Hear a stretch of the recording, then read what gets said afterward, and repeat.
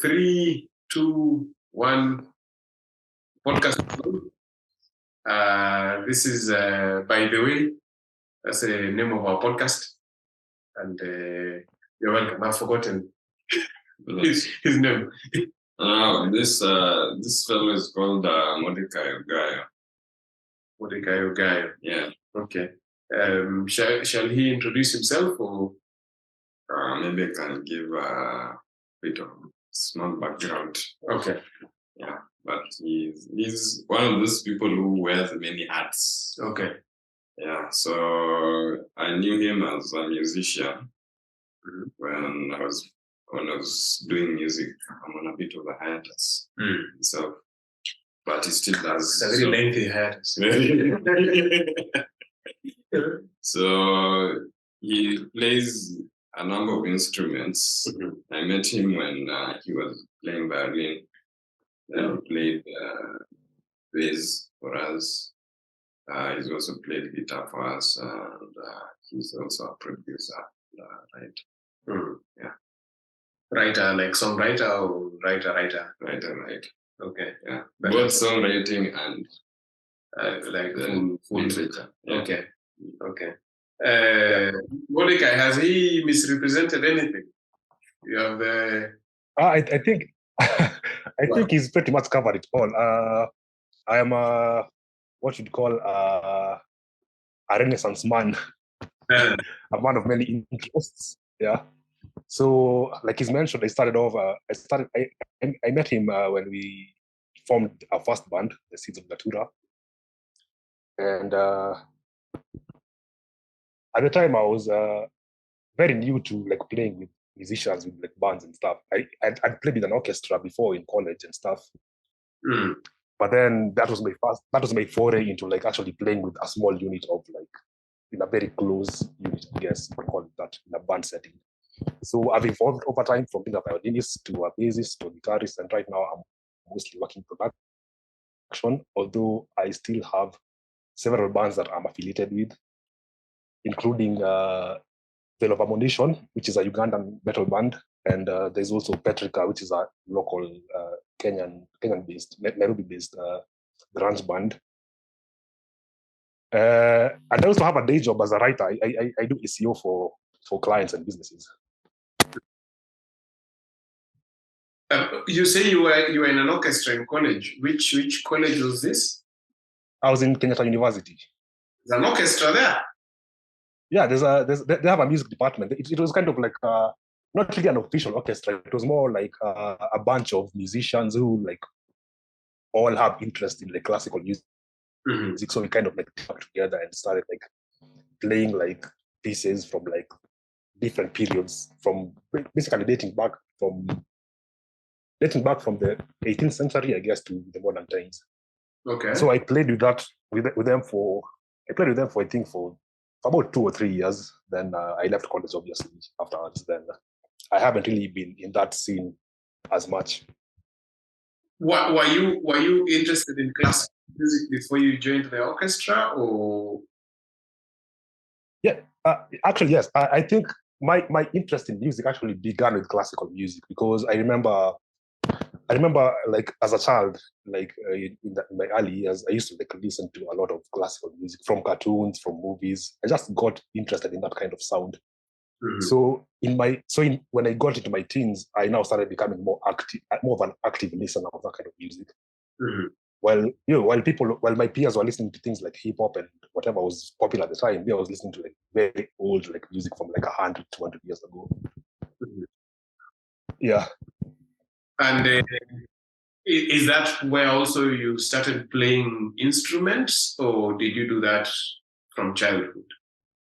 I started playing music as an instrumentalist when I turned 18, because that's when I got my first instrument, which was a violin. When I turned 18, I got my first violin, and then when I joined college, now I got into the orchestra, the orchestra that was in my campus. Did you just go and buy a violin, or was this a fluke? Somebody got you a violin as a gift? No, pretty much. I pretty much just got it by myself. I mean, I was so interested in classical music at the time. I was like, I have to play like this music. And the only instrument I could fathom myself playing at the time, although I hadn't literally no experience with it, was the violin. So when I finished high school, I got a job before, like between the period between leaving high school and joining college, I got like a job.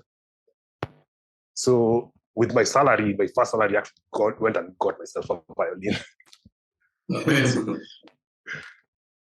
People usually first salary buy their mother something. Sorry? The first salary is usually for buying your mother something.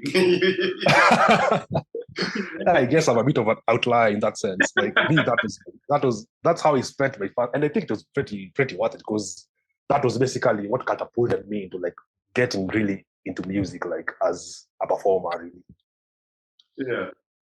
Yeah. Anyway, sorry, I think we got a bit ahead of ourselves here. It's an interesting story. Where are you joining us from?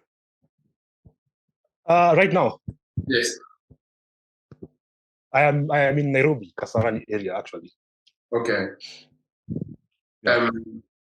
Have you lived there for a long time? My current residence. Yes. I've been here for the past 3 from your years. residence. Are you joining us from a studio or something? Pardon? Are you joining us from a studio or Pardon? just from your house? I'm from my house, but then I have a studio in my house, so kinda the same thing. Okay. Okay. Excellent. Yeah. So tell us, what projects are you working on? What projects are you working on now? Before even at the moment. Okay. There's something I wanted to ask to introduce. Mordecai has worked on an interesting project. The one I know best. He contributed lyrics to. This is a Belgian project. They do what is called doom metal. So the project is called Imba Luminis. And he specifically, if I remember correctly, the one he worked on was a song called The Withering and the Wake. So the entire project is actually based off of the works of Jean-Paul Sartre. What is it? Remind me of the name of the book, it's escaping me. The Nausea. Yeah, originally I think Nausea, was translated. Yeah, so maybe you can tell us something a little about that project and your conception of what led you to put up the lyrics the way you put them.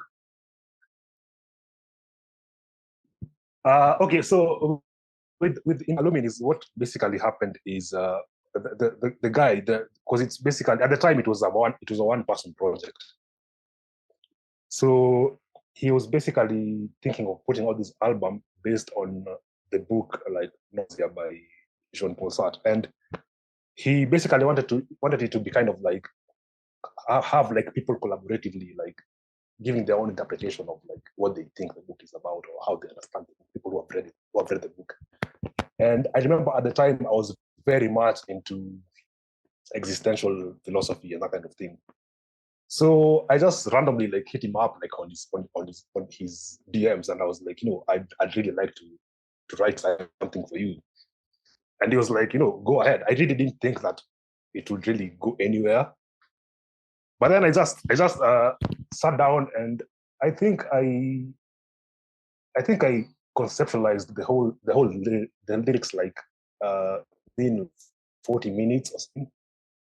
Then I just wrote whatever came to my mind, and then the next day I went over it, and then I sent it to the guy, and he was like completely like amazed with it. And he was like, I have to like write this, like I have to like put these vocals on this song like literally right now.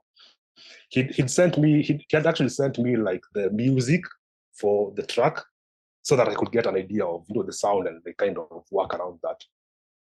So I guess that is basically what I came up with, and he was pretty pleased with it. And I think by the time the album was being dropped, I think that was the most popular song like at the time. So from that album. What ideas about existentialism were you? Which ones specifically would you say formed the basis of your lyrics? Wow, that's a very interesting question, and it's something that I think I was basically, I don't know, I feel like I've always been a very depressive kind of person, like from way back. Like I was a very depressed person. So it's basically me just trying to figure out like how do you navigate life without having sort of these what do you call them? A safety net. Because personally, I'm one person who has never been religious. I've never been a spiritual person. I'd say I'm a rationalist, you could call it that. But when you're dealing with your own personal demons and you feeling like you need kind of like a safety net and you don't have that, it's kind of like you have to create your own meaning out of that. I guess that was by my angle, the angle I was approaching the songwriting or the lyrical writing for that music from. When did you first become familiar with the Jean-Paul Sartre, and what did you get? I haven't read the Nausea. I've read excerpts of what's the name of his most popular book, Being and Time, or something like that. Anyway, Is it Being and Becoming or something? No, not Being and Becoming. I think it's Being and Time, if I'm not mistaken. Yeah. Anyway, yeah. So tell me about your interest in Sartre. And did you read the Nausea just for this project, or had you read it earlier and then the project came? Actually, I read Nausea a while back. I think when I was in college still, because I got into existential philosophy like way back. I think around 2012, 2013, when I was just joining college. So I got into a lot of existential philosophy. I got into Jean-Paul Sartre, Albert Camus. I read Schopenhauer a lot, who I think is probably the what do you call it, the prototype for existential philosophy. Like that's why prototype and like Soren Kierkegaard, people like those. I really got into them when I was in college. Uh-huh. Yeah. So for you, well, I'm going to broaden this a little. It will seem arbitrary at the moment, but there's something I'm getting at. Hopefully, it's sure. Are you interested in other strains of philosophy, other branches of philosophy, or has your experience with philosophy primarily been from the existential school? Actually, I before I got into existential philosophy, I used to read a lot of like the old philosophers, like from the 18th century, people like these German philosophers, like what's his name? The guy who wrote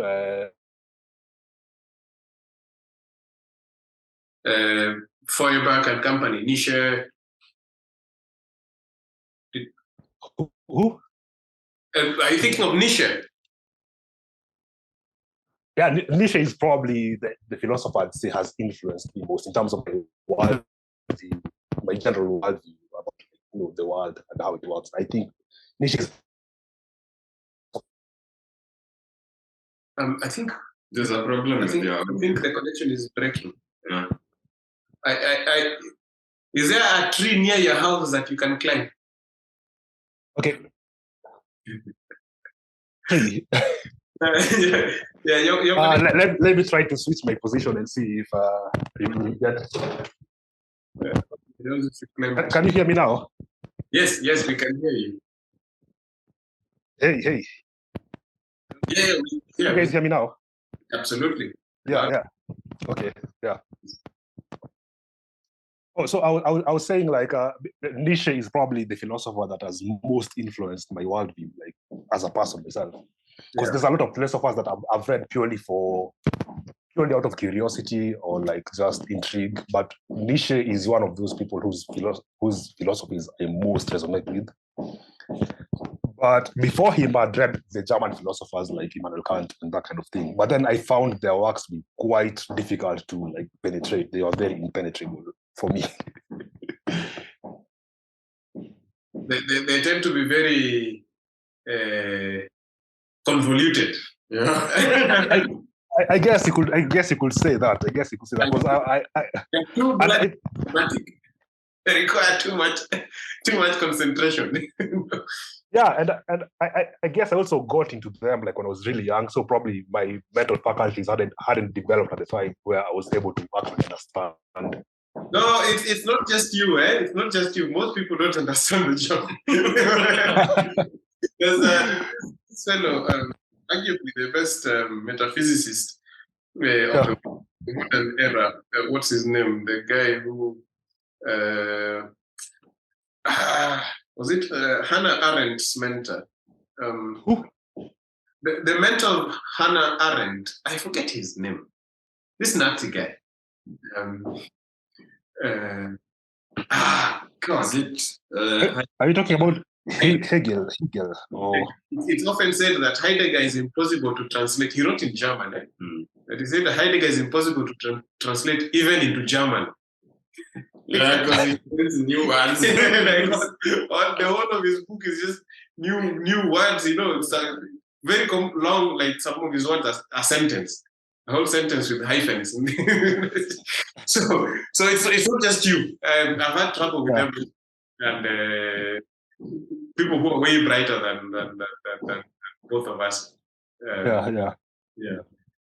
So is it that you found Nietzsche to be like the most articulate, the most eloquent, or is it the fact that Nietzsche also uses a lot of stories?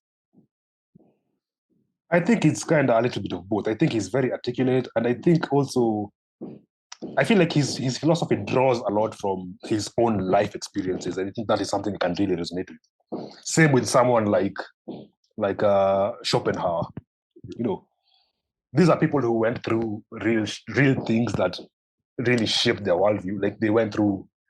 It's basically the story of every man, I guess you could call it that. Another person I would probably put in that category is someone like, although I wouldn't say that I wouldn't classify him as a philosopher per se. This guy who got put into the Nazi camps, and he was like a psychologist. He tried to help people like cope with the reality of living in those death camps. I don't know that you remember the guy's name. I think you might know him. I think he's talking of. Oh God! Then it went. This Austrian psychologist. Yeah. One such a meaning, Viktor Frankl.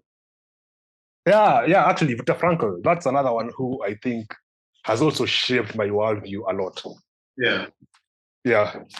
Although he's mostly thought of as a psychiatrist, psychologist, I guess. Not so much a philosopher, although I think his work overlaps. The best psychologists are the ones who have a really good philosophical foundation. Yeah. Unlike this is going to sound like a diss, but it's not. Unlike other medics, like the ones who treat the body. Yeah. There's a very, where did I hear this from? There's a very clear idea of what a body that's functioning well is. It's almost a universal understanding. If your leg is broken, there's a problem. A clear problem that everybody agrees on, unless they have some psychological problems. And the way to fix it is to make it work again. Put some together, So there's a very clear idea there. Psychologists don't just fix the body; they're not fixing the brain. They have to have an idea of what a functioning human being as such. So they're not just fixing your body; they're fixing your spirit as well. And the only way you know what a good human being is that you have to have an ethical. So you have to have an ethic. You have to have at least some rudiments of metaphysics, and so you find that most influential psychologists really are philosophers as well. Or they have a profound influence. Yeah. I think people like I think Viktor Frankl probably in that category. Yeah. Yes, you mentioned this Danish guy, the one who said that he was sitting and he found that men had already fixed everything, so he decided to cause problems. You mentioned him earlier. Goodness, I'm forgetting these people's names. I should refresh my own reading. He's Danish. Yes, the Danish guy. The most influential Danish philosopher. You're talking about Kierkegaard, no? Yeah, Kierkegaard, Søren Kierkegaard. These are psychologists really at the beginning, and then it develops into a world that is all-encompassing. And the best philosophers also tend to have a very solid grasp of human psychology. Yeah, true. Yeah. Have you? I think Nietzsche will probably. Yeah. Sorry. No, sorry. You go ahead. Oh, I was just gonna point out that Nietzsche probably falls into that description that you just pointed out about like the best philosophers have a very deep understanding of human psychology. I guess he will probably be the best example I can think of someone who exemplifies that. Yeah, absolutely. Yeah, no, Nietzsche was a very deep psychologist, and he influenced quite a bit, because he was trying to answer questions that Nietzsche raised, and as well the Russian novelist Dostoevsky, and a number of others also of that era as well. Yeah. I was going to ask, have you had much of an exposure to the classical philosophers, the old Greeks, and maybe even the new classical guys, Augustine and company, Plotinus, and the later groups of the scholastics, people like Thomas Aquinas and company? I'm familiar with them a little bit. I think with the classics, the one I've probably delved into a little deeper would be Marcus Aurelius. You could call him a classical philosopher, which I think he is. Thomas Aquinas, I don't think I've really delved so much into his work. Yeah. Is there a particular reason? Is it that you find, for example, the existentialists offer a complete enough view of the world that you do not need the classics, or do you think that they encapsulate the thinking of the classicals as well?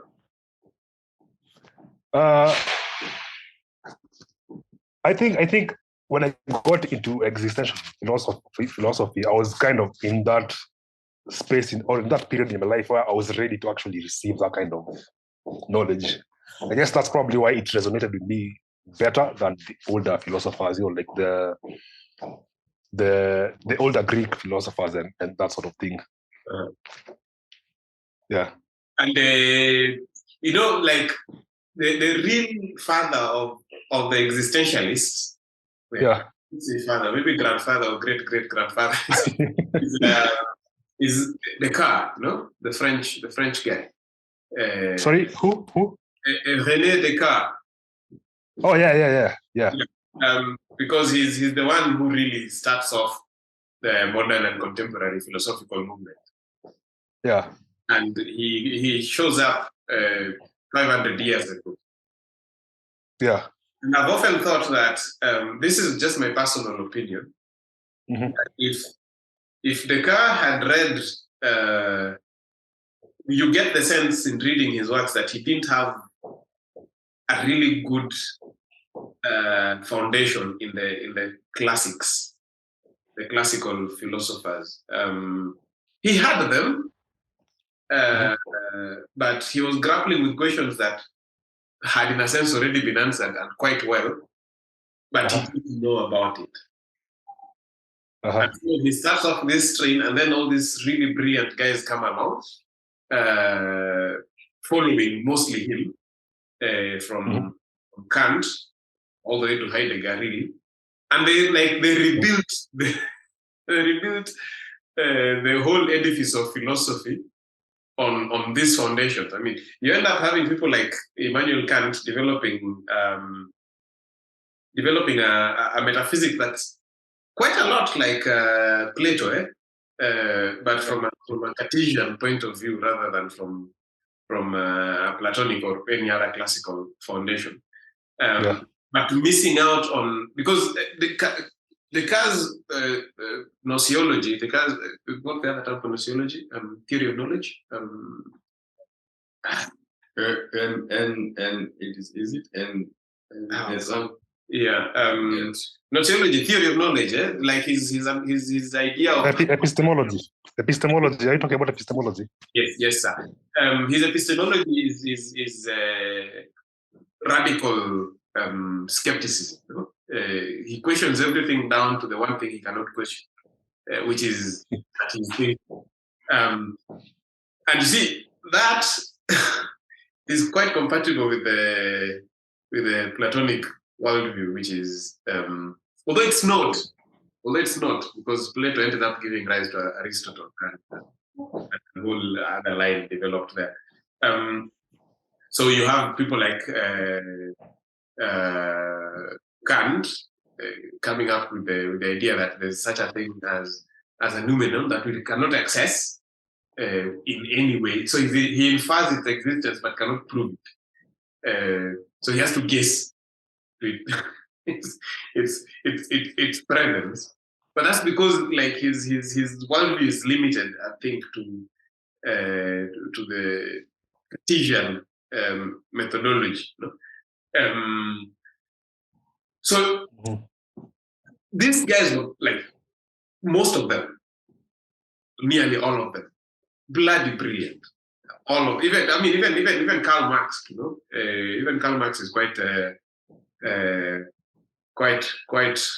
thorough. But I often get the sense that you understand them a lot better and a lot more if you have that classical foundation.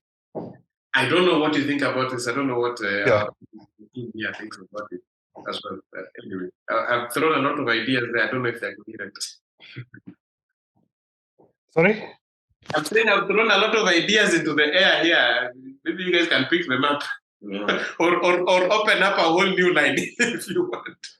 I think I kind of partly agree with you, though I've not really read the existentialists that much. I've read Nietzsche, partly because he tends to get bogged down in also very convoluted stories. His storytelling is not, I would not say it's the best. Yeah. I'd rather read somebody like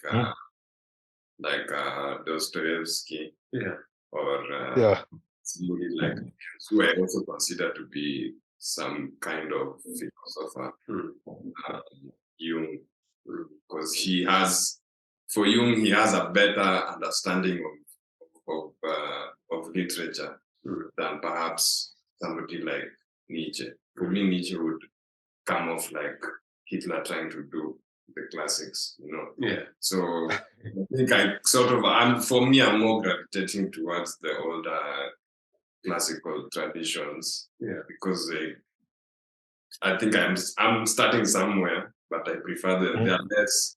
Who wants to read a sad story? You know, that's for me the way I'm trying to get away from the depressive stuff. Because when I was doing the music, I found out that my psyche was kind of informing my worldview because it was all depressive. That's what the music came out, yes, that way, but it's not something you want to be doing for the rest of your life. You can't be eating poison ivy for breakfast, lunch, and dinner, you know. So I suppose that is the way I view it. I think I'm almost being cut out at minute one. Yes. So maybe I shall continue that conversation after the break. Yeah. So Mordecai, we will kick ourselves out to preserve our dignity. Okay. Yeah. And then rejoin. Okay. So would you like to say anything about what we were saying before the break? Daniel, he was saying something before we went for that mini break. Yes. Yeah, no, I was just saying that perhaps it's now my way of getting away from because I was also influenced. He's also influenced my take on music largely. Yeah. The what do you call it? The shoegaze, the heavy metal, the classical heavy metal, the doom. I have another friend who also played with, who kind of introduced me to a lot of death metal. But there's a sense in which it was really breaking me down, and I felt as if I was in some kind of maze. So similarly, I feel as if my pursuit of knowledge feels there's already a lot of dark stuff out there, and if you want to infuse yourself with it, there's no limit. So for my opinion is that, yes, I don't know whether I'm not really the best person to put place value on one thing or another. I would not really say that the existentialists are good or bad compared to the classics. But if I want a world that is colored with more of the beautiful aesthetics, then I choose to focus more on the classics, yeah, because they're more towards beauty and things like that. So they're more holistic, I think. Yes. They're more holistic. They consider things more broadly than just dealing with the human psyche's interaction with the world. Yeah, that's true. Yeah, they're more rounded. Like the existentialists are grappling with one problem. I don't know if I represent them very well, but it's this idea that who came up with the term thrownness? I think it's Heidegger, who gave like existentialism. It's metaphysics. It's most well-grounded metaphysics. The idea that we find ourselves here. No, actually, thrownness might be sad. I think. I think it might be from being and nothingness, if I'm not mistaken. But I am wrong. I'm very likely wrong here. Nobody should hold me to account for. Okay. Yeah, he says, whoever this is, that we open our eyes into the world, not knowing anything about where we come from, where we are going, and in a sense, we have to deal with that. And in a sense, you experience this in a mini manner every single day. You open your eyes in the morning, and you have no idea how the rest of your day is going to look like. Zero. I recently had a very interesting experience. The last I ride Mordecai. I ride motorcycles quite a lot. So on Monday or on Tuesday, on Monday, I was riding from Nairobi to Kisumu, and no, we usually say this podcast is not for children. This is a traumatic incident. I got to that place where the Southern Bypass joins Wayaki Way, and so I think it's Sigona. It's called Sigona. I'm on the inner lane coming towards Kisumu, and on the inner lane on the other side going towards Nairobi. It's downhill, so cars usually are moving very fast. And then I saw a car stop very fast, and there was a lady up in the air. And, her slipper was separated from her leg. Now, I was also moving fast, so I didn't see her coming down. I just left her suspended up in the air like that. And, like, all of a sudden, like, all the questions of life came to me. Like, every single... I just remember cursing and like, what did I just see? What did I just see? So, that lady woke up that morning not thinking, very likely this was not in her mind, that her day was going to look like that. but at some point she'll be viewing it from up in the air or rotating, having been struck by a car. The person driving that car had no idea that was how his day or her day was going to look. The people who witnessed it, like me, me, I was just trying to get to Kisumu. I had done my business in Nairobi for 2 weeks. I was ready to go back home. I was just going home, like, I wasn't thinking about this. And now it ended up like that's the thing that I have thought about the most for the whole past week. It's just that lady up in the air, her dress flapping in the wind, her head lower than her feet, which was splayed, and the slipper, flying away from her leg. And then you see this in the lives of many other people because, of course, everybody experiences this. And there's no way to prepare for that. We are thrust into the world. You come out like out of a dark tunnel where you experience nothing and into the light. And your senses have to adjust and the people around you have to adjust to you. So that's what the existentialists really are dealing with. What does that mean? Yeah. But you think about it really, and it's a psychological question, a profound one, a psychological question of how to adjust to the world. But it says not much about the world itself, except from a phenomenological point of view. How the world appears to us rather than how the world is as such. Yeah. But see, that question of the world as such has been answered before by Aristotle and company. And Kant tried as well, but then he was coming from a Cartesian point of view. He was trying to build on what Descartes had already constructed.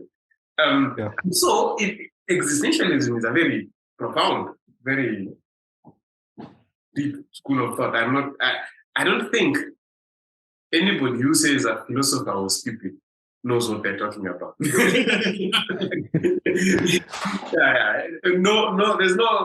None of these philosophers are. I grew up, for example, detesting Marx because I had seen.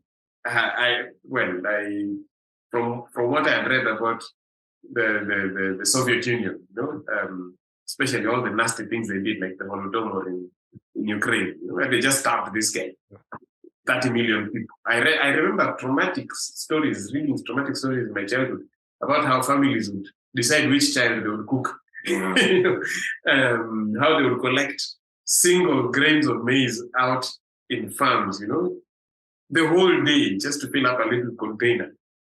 It was nasty. And I was growing up in a poor country and I had never experienced something like that. So I hated Karl Marx. I hated somebody who could come up with a point of view that would lead to stuff like that. But then you read Marx and you realize the guy was not stupid. He was spot on in his observations, for example. Because he was living in his time. This was the Industrial Revolution. Charles Dickens says exactly the same things as Karl Marx. It's the conclusions that they draw, about how the problems are supposed to be resolved that differ. Okay, that's why now. So anyway, so I find them very profound. To a large extent, even I am persuaded by the existentialist point of view. But I prefer even to ground existentialism itself on the classics, on Aristotle and company. Because those guys, maybe their tool, their worldview was not as scientific as ours. In terms of detail, they were not as accurate. Those guys didn't know that how human reproduction works, for example. They knew sex had something to do with it, but they thought that flies were produced by cow dung. They didn't know that the flies had to lay eggs in the cow dung first, and they had to copulate earlier than that. Yeah. You can't fault them for that. They didn't have microscopes. They didn't have the scientific method. But in terms of their grasp on reality, it was solid. To a large extent, spot on. Yeah. Anyway, I'm not trying to say that there's a deficiency in your worldview. there's a deficiency in all of our. No. Yeah, true. I'm just throwing ideas. Yeah. Do you have an ongoing interest in philosophy, or was this a phase that has ended, or? I wouldn't say it has ended, although nowadays I find myself now more intrigued by history more. Mm-hmm. I guess over the past like 2-3 years, I've mostly been delving into like 20th century history and like studying everything that happened and just trying to understand like human nature from that perspective of like history and that kind of thing. Mm-hmm. So I'm very fascinated with stuff like the Soviet Union, their history and that kind of thing, the Nazis. Like I've like dived really deep into that kind of rabbit hole, I guess. Mm-hmm. Yeah. What drove you to history? For me, history always feels like traveling through time.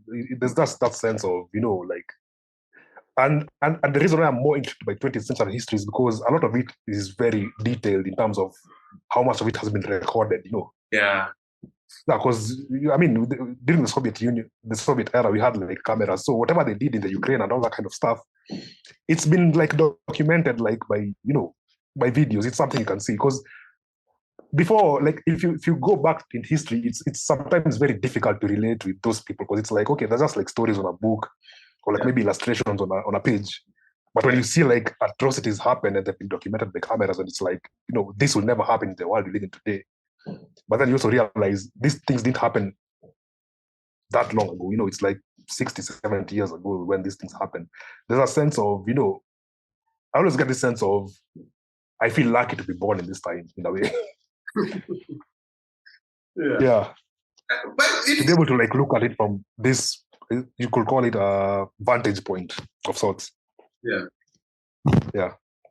Don't you think those things are still happening? Sorry? I hope this is not too pessimistic, but don't you think those things are still happening?